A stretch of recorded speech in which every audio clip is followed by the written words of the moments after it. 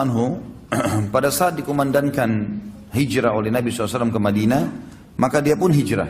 Dan kiprahnya lebih banyak kelihatan pada saat sudah hijrah ke Madinah. Termasuk yang paling pertama, yang paling menonjol, karena memang seperti judul kita, Hamzah, mimpin para syuhada, adalah medan perang. Medan perang ini adalah sebuah hal yang luar biasa bagi Hamzah radhiyallahu anhu. Sampai-sampai waktu Nabi SAW membentuk brigade pertama atau Sariyah pertama. Sariyah kurang lebih 3-100 orang pasukan diutus untuk mengejar pasukan Quraisy. Itu terjadi di tahun 1 Hijriah. Awal hijrah, Nabi SAW mengajak para sahabat untuk membentuk Sariyah. Berkumpullah beberapa sahabat dan yang paling di depan adalah Hamzah radhiyallahu anhu. Langsung dia mengatakan, saya ikut ya Rasulullah, dan Nabi SAW memilih dia sebagai pemimpin pada saat itu. Rasulullah SAW mengutus pada saat itu 30 orang muhajirin untuk menghadang kafilah dagang orang-orang Quraisy yang pulang dari negeri Syam, dan pada saat itu dipimpin oleh Abu Jahal bin Hisham. Dan dia memiliki 300 orang pengawal. Bertemulah 30 lawan 300, dan Hamzah memotivasi mereka untuk mati syahid. Maka pada saat sudah akan berhadapan dan Abu Jahal pun tidak bisa menghindar, dia harus berhadapan. Ternyata tempat itu ada satu suku Arab namanya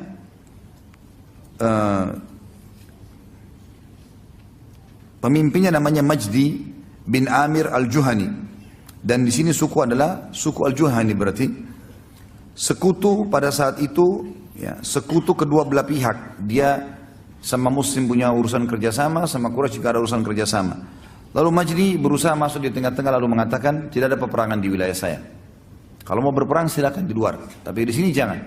Di tempat suku saya, kekuasaan saya tidak boleh. Maka terjadilah pada saat itu terpisah dan tidak bisa atau tidak jadi peperangan.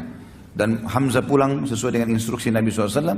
Kalau kafilah Quraisy dapat, serang, ambil. Kalau enggak, maka pulanglah. Dan juga kita perlu ketahui di sini teman-teman sekalian, baginda Nabi SAW membentuk, kalau setiap kali mau serang kafilah Quraisy, itu umumnya yang dijadikan pemimpin dan dijadikan sebagai pilihan untuk bisa menyerang adalah orang-orang Mekah. Karena memang mereka punya hak. Dan di sini perlu kita luruskan pemahaman yang mengatakan seakan-akan umat Islam atau Nabi SAW menghalalkan merampok. Ini bukan merampok. Karena umumnya muslimin yang hijrah ke Madinah, hartanya di Mekah diambil semua. Termasuk Nabi SAW. Rumahnya Nabi sendiri diperjualbelikan oleh Quraisy, diambil. Rumah Nabi, rumahnya Khadijah dulu besar sekali di Mekah. Khadijah termasuk orang nomor 1 paling kaya di Mekah. Tapi diambil, direbut oleh orang-orang Quraisy dan diperjualbelikan. Diambil oleh tokoh-tokoh mereka lah. Maka Nabi SAW menyuruh para muhajirin mengambil hak mereka kembali. Karena biasanya kafilah-kafilah dagang ini yang pergi ke negeri Syam, itu yang punya adalah pemimpin-pemimpin Quraisy. Termasuk Abu Jahal, Abu Sufyan, Umayyah bin Khalaf dan seterusnya. Maka Nabi SAW menyuruh muhajirin untuk menyerang. Ini maksudnya. Jadi tidak ada sama sekali unsur merampok di sini. Dan jangan disalahpahami teman-teman sekalian. Mungkin ada orang mengatakan, kan Nabi SAW dulu sering utus, ya, menyerang kafilah-kafilah Quraisy, seperti sekarang kita boleh menahan atau mengambil, merampas dagangannya orang kafir. Ini pemahaman yang salah ini, ya. Tidak boleh seperti itu. Di sini ada alasan syar'i. Kalau satu suku, satu negara memang dasarnya mengambil, merampas hak kita lalu kita menyerang, itu berbeda. Itu hukum yang lain. Kemudian teman-teman sekalian, kiprah di perang yang lain adalah Badr. Kiprah di perang Badr. Perang Badr terjadi di Ramadan tahun 2 Hijriah. Nabi SAW mengajak siapa saja yang mau dari penduduk Madinah untuk keluar, muslimin. Terkumpul waktu itu bersama Nabi SAW 313 orang. 314 bersama baginda Nabi SAW. Setelah itu termasuk salah satunya adalah Hamzah. Dan Hamzah waktu itu radhiyallahu anhu termasuk ditunjuk oleh Nabi SAW memimpin orang-orang muhajirin. Berangkatlah mereka ke Badr dengan tujuan mengejar kafilahnya Abu Sufyan, yang pada saat itu dikawal kurang lebih 200 atau 300 orang juga. Kemudian pas tiba di wilayah Badr, kafilah Abu Sufyan lolos. Allah sebutkan panjang lebar dalam surah Al-Badr surah Al-Anfal tentang perang Badr ini. Bahkan Allah menamakan dengan perang atau hari Furqan, yang membedakan antara kebenaran dan kebatilan. Allah juga menyebutkan tentang perang Badr ini kalau murni di situ ada campur tangan Allah dalam perang Badr. Allah mengatakan dalam surah Al-Anfal, "A'udzubillahi minasyaitonirrajim walau tawa'adtum lakhtalaftum fil mi'ad, walakin liyaqdiyallahu amran kana maf'ula." Kalau kalian saling janjian antara pasukan muslim sama pasukan Quraisy, maka kalian tidak akan mungkin bertemu. Karena dua-duanya belum pernah berperang. Maka agak sulit jiwa pada saat itu untuk berperang. Allah SWT ingin menjadikan perang Badar pemicu supaya muslimin berani untuk mempertahankan kebenaran setelah itu. Yang jelas saudaraku seiman, keluarlah 314 orang ini tiba di wilayah Badar. Ternyata kafilah Abu Sufyan berhasil lewat lembah, gunung, lereng dan berhasil lolos. Tapi sebelumnya Abu Sufyan mengirim surat ke Mekah, kemudian meminta agar Abu Jahal dan grupnya ini semuanya untuk datang, dan terbentuklah 1000 pasukan perang. Beda antara pasukan perang dengan baju besinya, dengan topi besinya, dengan perlengkapan anak-anak panah yang banyak, pedang beberapa beberapa pedang yang dipersiapkan kalau patah, kalau jatuh, itu semua persiapan perang. Kalau persiapan menyerang kafilah beda. 314 orang menyerang 300 orang, berarti berimbang kekuatan atau bahkan muslimin lebih banyak. Cuma tanpa disangka mereka keluar, bahkan banyak di antara sahabat tidak pakai baju besi sama sekali. Ada di antara mereka tidak sama sekali pakai penutup kepala kecuali imamahnya saja. Tidak ada besi yang dipakai karena cuma menyerang kafilah, apalagi bersama Nabi SAW gitu. Pas tiba di wilayah Badar, lolos kafilah Abu Sufyan. Abu Sufyan berhasil mengirim surat, ternyata sudah keluar 1000 orang pasukan dari Mekah. Dan mereka cuma dipisahkan dengan sebuah gunung.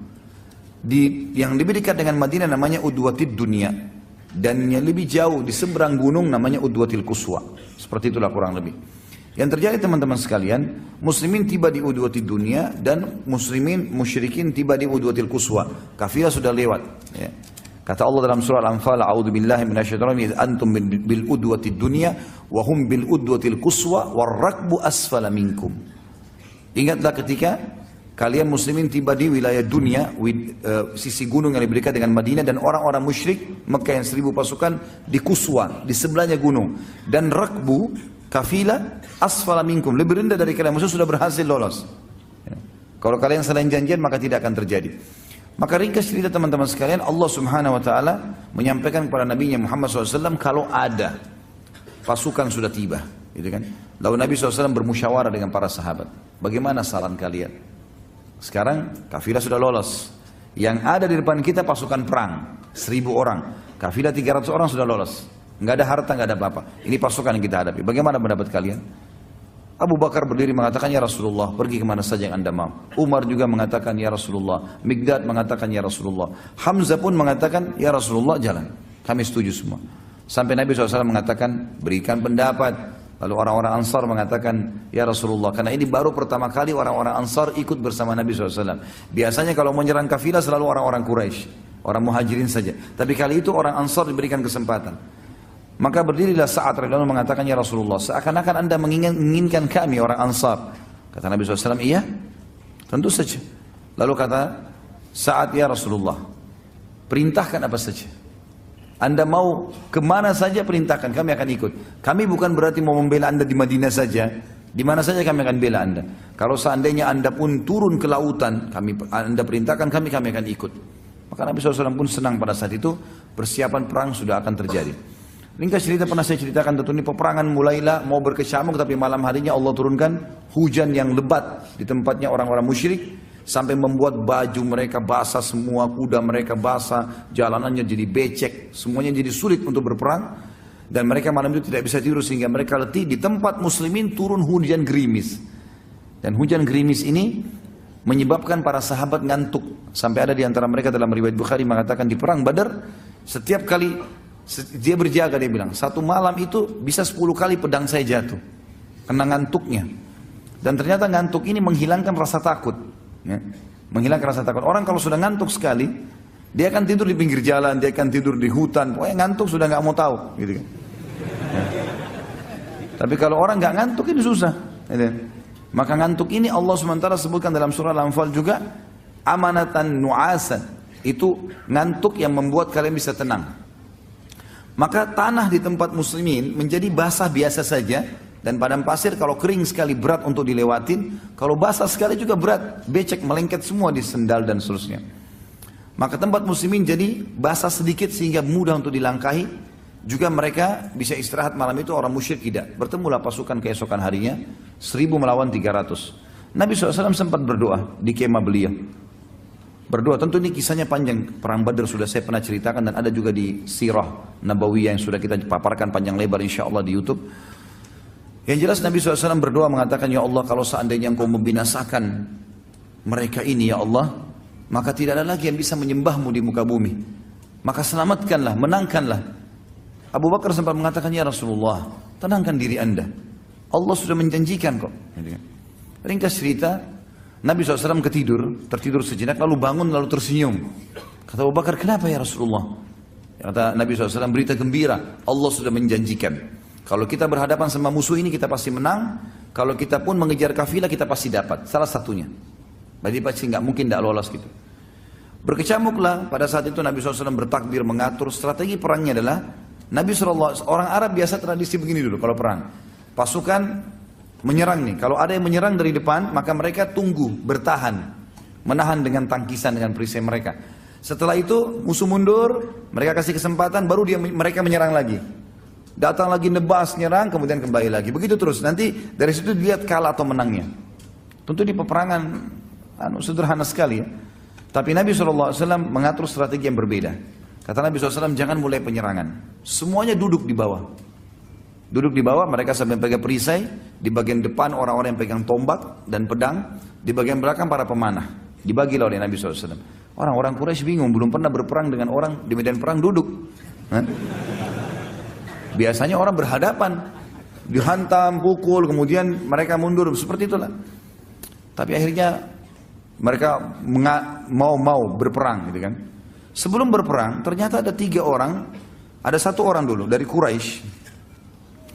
Orang ini teman-teman sekalian, orang yang pertama mati dan pertama dinilai sebagai penghuni neraka. Ya.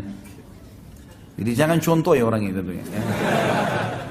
Namanya Al-Aswad bin Abdul Asad Al-Makhzumi. Al-Aswad bin Abdul Asad Al-Makhzumi. Waktu pasukan sudah mau bergerak, tiba-tiba dia maju ke depan. Dia henuskan pedangnya sambil menantang muslimin. Dan dia bersumpah atas nama Lat dan Uzza, atas patung-patungnya, saya akan minum dari sumur orang-orang itu. Maksudnya kaum muslimin. Karena di belakang pasukan muslim ada sumur. Mereka nggak ada sumur gitu. Dengan sombongnya gitu kan. Siapa yang akan menantang saya? Tanpa banyak bicara. Hamzah keluar. Hamzah tahu siapa orang ini di Mekah, walaupun dia ini Al-Aswad terkenal orang yang mahir menggunakan pedang, gitu kan. Hamzah terkenal menggunakan panah, gitu. Hamzah tidak terlalu mahir dalam masalah pedang, tapi panah iya, gitu. Umumnya gitu. Tapi dia bisa. Maka Hamzah pada saat itu menunjukkan kemahirannya dalam pedang. Biasanya dengan panah gitu. Maka Hamzah pun maju dan dalam hitungan beberapa waktu saja sudah dikalahkan Al-Aswad ini. Orang-orang Quraisy kaget, mereka taunya Hamzah ini biasanya tahu mana. Kok sekarang kemahiran pedangnya luar biasa. Al-Aswad terkenal dengan pedang, kalah. Dan akhirnya Hamzah menebas kedua betisnya. Terputus betisnya dan Hamzah biarin. Ini orang ngucur darah, bunuhlah saya. Kata Hamzah tidak, biarin. Rupanya dia untuk memenuhi sumpahnya, dia terus merangkak ke depan pasukan muslimin. Maksudnya dia mau buktikan kalau dia mau bisa minum gitu kan. Kan tadi dia sumpah, dia harus minum air di tengah-tengah muslimin. Begitu dekat sumur, Hamzah bunuh gitu kan. Supaya sumpahnya tidak terpenuhi gitu. Melihat kejadian tersebut, ada 3 tokoh Quraisy yang lain maju lagi. 3 orang yang maju ini saudara adik kakak dengan anak gitu. Yang dikenal dengan Utbah bin Rabi'ah, Syaibah bin Rabi'ah dan Al-Walid bin Utbah. Utbah bin Rabi'ah dan Syaibah bin Rabi'ah adik kakak. Kemudian Al-Walid bin Utbah anaknya Utbah. Jadi kalau kita susun itu Utbah bin Rabi'ah dengan anaknya Walid bin Utbah. Kemudian ada saudaranya Utbah namanya Syaibah bin Rabi'ah. Keluarlah 3 orang ini dengan menggunakan semuanya topi besi, tinggal matanya yang kelihatan. Siapa yang mau menantang duel? Baiklah. Keluar dari muslimin 3 orang, dari Ansar semua yang keluar. Auf ibn Harith dan Muawwidh bin Harith. Ini Auf dan Muawwidh, kalau antum pernah dengar yang saya juga sampaikan di masalah perang Uhud, mereka lah berdua yang menebaskan pedangnya ke Abu Jahal, ya, yang umurnya masih 15 sama 16 tahun. 2 orang yang sangat pemberani luar biasa. Auf bin Harith dan juga Muawwidh bin Harith. Ada yang mengatakan namanya Mu'ad dan Mu'awwid. Tapi yang jelas namanya sama saja. Ini intinya dua orang. Dan yang ketiga adalah Abdullah bin Rawaha. Keluarlah mereka, karena mereka tidak pakai imam, tidak pakai topi besi. Mereka keluar tadi mau kejar kafilah saja. Maka kelihatan wajahnya. Orang-orang yang tiga orang tadi, Utbah, Syaibah dan Walid, tidak kenal orang-orang ini. Siapa kalian? Mereka sebutin. Kalau mereka juga punya nasab yang baik di orang-orang Ansar. Lalu tiba-tiba Syaibah mengatakan, hai Muhammad, keluarkan dari suku kami. Kami nggak mau dari orang-orang Madinah ini, jangan. Orang dari suku kami yang setimpal dengan kami. Maka Nabi SAW mengatakan, berdirilah hai Ubaidah. Ubaidah adalah sepupu Nabi SAW. Dan umurnya memang sudah lebih tua dari Hamzah. Kemudian kata Nabi SAW, berdirilah wahai Hamzah dan berdirilah wahai Ali. Tiga-tiganya dari keluarga Nabi SAW. Untuk menunjukkan kepada mereka, bukan orang sembarangan saya kirim, keluarga saya juga. Saya akan korbankan mereka. Tanda kutip di sini ya, berkorban di jalan Allah maksudnya. Maka pergilah ketiga orang ini berhadapan. Lalu karena ketiganya ini mengatakan, siapa kalian? Hamzah memperkenalkan diri. Apakah kalian melupakan saya? Saya Hamzah. Mereka sudah tahu siapa Hamzah. Yang satu Ali. Ali memang masih muda. Lalu yang satu Ubaidah. Ubaidah terkenal. Orang mereka sudah tahu. Maka Ubaidah pun akhirnya melawan Utbah. Nah Ubaidah yang paling tua, dia melawan Utbah bin Rabi'ah. Lalu Hamzah melawan Syaibah bin Rabi'ah. Dan Ali bin Abi Thalib melawan Al-Walid bin Utbah. Dalam sekejap saja, baru beberapa kali serangan dari Utbah ini, atau dari Syaibah ini, dihindari oleh Hamzah dan Hamzah berhasil membunuhnya. Ali bin Abi Thalib pun dalam sekejap setelah Hamzah langsung membunuh Al-Walid. Tinggal Ubaidah bersama dengan Utbah, gitu kan? Tinggal dua orang ini. Maka yang terjadi adalah dua-duanya saling menghantamkan pedang dan akhirnya dua-duanya luka. Pada saat luka dan terjatuh, maka Hamzah dan Ali menyelamatkan Ubaidah, dibawa ke pasukan muslimin, lalu kemudian keduanya kembali untuk membunuh Utbah. Dan terbunuhlah tiga orang tokoh Quraisy pada saat itu. Dan pada mereka lah teman-teman sekalian turun firman Allah surah Al-Hijr. Tepatnya kepada Hamzah, Ubaidah dan Ali radhiyallahu anhum ajma'in. Surah Al-Hijr yang berbunyi ayat 19, A'udzu billahi minasyaitonir rajim. Hadzani khasmani ikhtasamu fi rabbihim. Al-ayat. Sebagaimana diriwayatkan oleh Imam Bukhari 4343, Imam Muslim 3033 dan Ibnu Majah nomor 2835 dari Abu Dzar radhiyallahu anhu bahwa dia bersumpah tentang duel satu lawan satu. Pada saat itu masing-masing bersumpah untuk melawan dari tiga orang Quraisy dan orang-orang Muslim akan menjawabnya. Maka Allah turunkan di medan perang pada saat itu ayat ini, yang berarti inilah dua golongan orang mukmin dan orang kafir yang bertengkar. Mereka bertengkar mengenai Rabb mereka. Maka turunlah ayat ini pada Hamzah dan dua rekannya, golongan mukmin, dan Utbah dan dua rekannya, golongan kafir, ketika mereka berduel satu sama yang lainnya. Tentu setelah itu teman-teman sekalian terjadilah fitnah yang sangat besar di Hamzah radhiyallahu anhu. Orang-orang Quraisy sudah tidak lagi duel, mereka mulai memicu motivasi dengan dia untuk menyerang. Akan mereka untuk bersiap-siap dan tetap duduk. Maka orang Quraisy mulai menyerang. Begitu mereka menyerang, karena orang di bawah mereka bingung mau menyerang seperti apa. Begitu mendekat, mereka coba mau tebasin pedang, ditangkis. Ternyata begitu mendekat, orang-orang di bagian depan yang pegang tombak menusukkan tombak-tombak ke kuda mereka, dan akhirnya banyak yang mati, korban dari orang Quraisy jatuh. Barulah Nabi SAW suruh menyerang mereka, anak-anak panah dilemparkan ke arah mereka. Akhirnya sampai ya peperangan berkecamuk dan sangat seru pada saat itu, karena orang-orang Quraisy juga melempar anak panahnya. Hanya saja Hamzah dan Ali ya, ini berdua dengan ada satu lagi namanya Asim. Tiga orang ini radhiyallahu anhum ajma'in. Kalau tidak salah dari riwayatnya menjelaskan Zubair bersama mereka. Berempat. Mereka ini sepakat untuk menyerang pemegang benderanya Quraisy.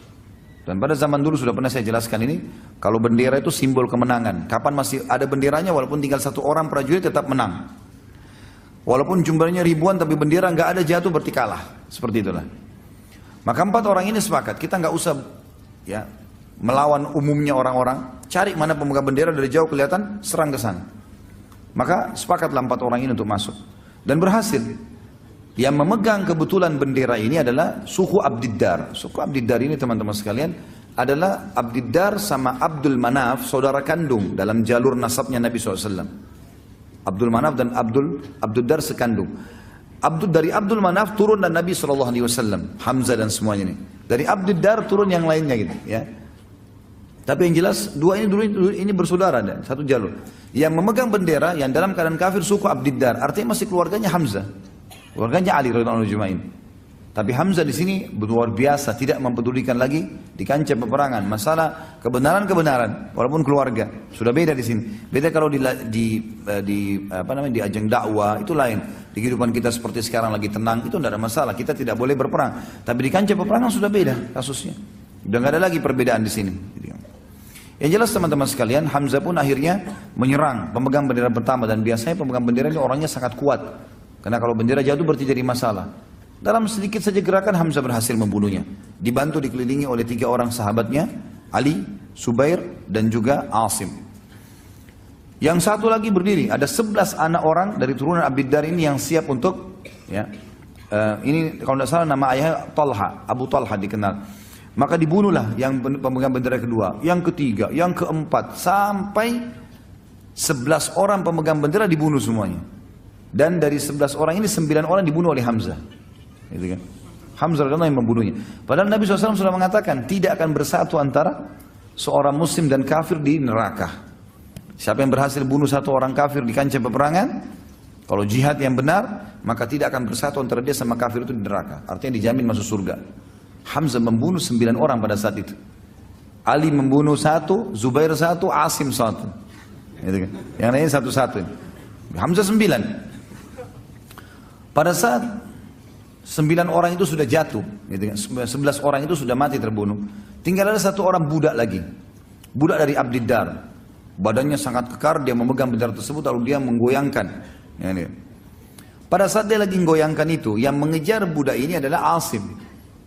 Hamzah dengan Ali dan Zubair sudah melihat, oh sudah selesai, bendera sudah jatuh, nggak mungkin. Mereka pas mau balik ternyata budak ini berdiri. Asim lah yang mendekati. Ada satu perempuan, saudarinya 11 orang yang mati melihat, ternyata 11 orang saudaranya mati semua di dekat bendera. Dan waktu itu Asim mau membunuh yang budak yang terakhir, yang ke-12 sebenarnya. Orang lain ini bukan orang yang punya kewajiban pada saat itu. Maka dia pun berteriak mengatakan, hai Quraisy, dia pikir Asim yang bunuh 11 orang ini. Hai Quraisy, siapa yang bisa mendatangkan kepada saya kepalanya Asim, maka saya akan bersihkan otaknya, batok kepalanya, lalu saya isi dengan emas, sejumlah itulah punyanya dia. Lalu saya akan minum khamr di batok kepalanya. Perempuan itu berkata gitu. Akhirnya orang-orang Quraisy banyak yang mendekati bendera mereka pada saat itu. Dan berhasil, pada saat itu orang-orang Quraisy banyak mengejar Asim, dan Asim sempat mundur, ya, artinya mencari lowongan kesempatan untuk menyerang yang lainnya, sampai akhirnya orang-orang Quraisy terkalahkan pada saat itu karena budak ini berhasil dibunuh lagi oleh Hamzah. Jadi Hamzah memanuver dari belakang pasukan dan membunuh budak ini sehingga bendera jatuh. Dan waktu itu sudah tidak ada lagi berani yang memegang bendera karena bendera ini tertancapkan. Dan di situ ada 12 orang yang memang ditugaskan Quraisy untuk memegang bendera. Maka kocar-kacirlah pasukan ini, bubar semuanya, gitu kan. Jadi kita bisa katakan teman-teman sekalian, kemenangan di Badar disebabkan oleh siapa? Setelah Allah SWT, Hamzah. Karena Hamzah membunuh 10 orang sekarang. 9 tadi dari memang pegang bendera, yang satu ini adalah budak yang juga memegang. Dan akhirnya gara-gara itu lemahlah pasukan Quraisy, terkalahkan mereka. Pada saat itu teman-teman sekalian, menanglah muslimin dan dikatakan dengan hari Furqan. Dan Nabi SAW mengatakan, Allah telah memberitahukan kepadaku bahwasanya penghuni Badar yang hadir di Badar boleh berbuat apa saja dan Allah sudah maafkan kesalahan mereka. Dan Hamzah adalah salah satunya.